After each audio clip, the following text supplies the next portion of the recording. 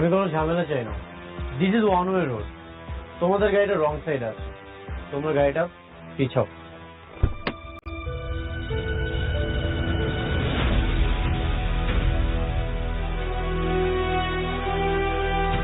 গাড়ি পিছাইবো না।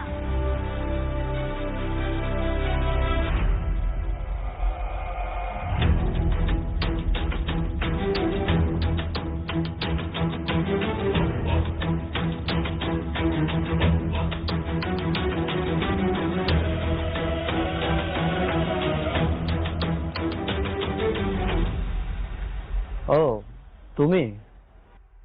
টিপটার দেখি পাখা গজিয়েছে।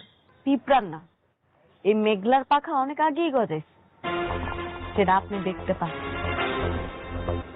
ন্যূনতম পড়াশোনাটুকু তো করনি। কোনটা ওয়ান ওয়ে রোড কোনটা টু ওয়ে রোড সেটাও হয়তো জানো না।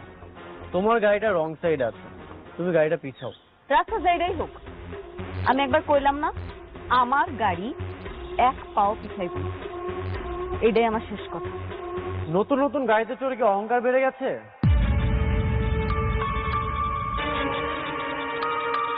কি দেখাচ্ছ তুমি?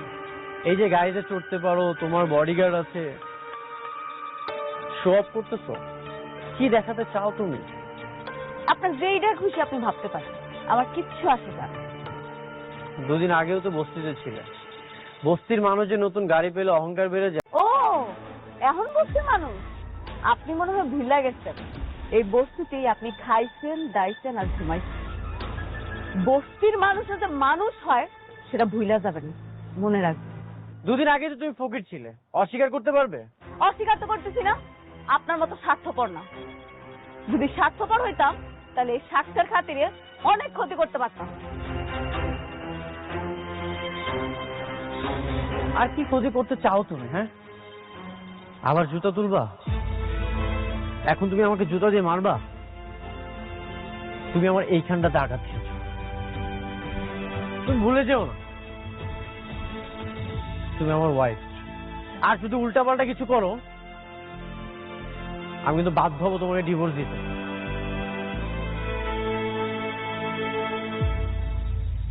আর এমনিতেও আমি তোমাকে খুব দ্রুত ডিভোর্স দিয়ে দেবো। এইভাবে একটা সম্পর্ক রাখা যায় না। আপনার মতো পুরুষ মানুষেরা কিছু পারেন আর না পারেন, ভালোবাসা মানুষের দুর্বলতায় আঘাত করতে পারে।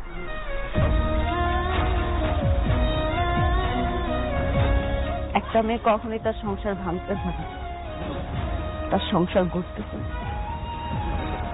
এত কিছুর পরেও আমি মুখ বুঝে সব কিছু চুপচাপ শুনছি করছি।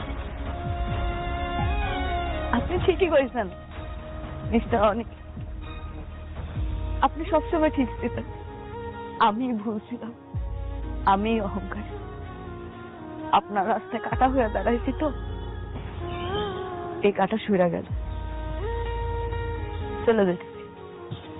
আপনার রাস্তায় আপনারা চলেন। আপনারা আঙ্কেল, সব ডিল তো ফাইনাল, এখন শুধু সময়ের অপেক্ষা।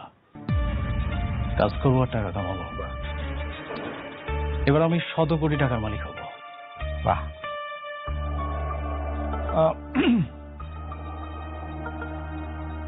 ডিল ফাইনাল হয়েছে, এটা তো খুবই খুশির খবর। আমরা কিন্তু সবাই খুবই আনন্দ।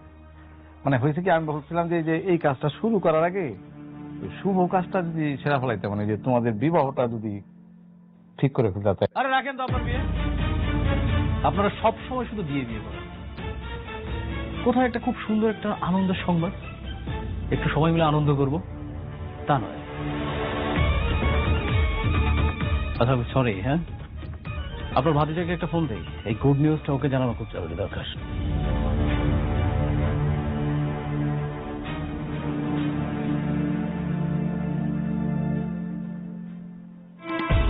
তুই আমাকে কেন কল করেছিস?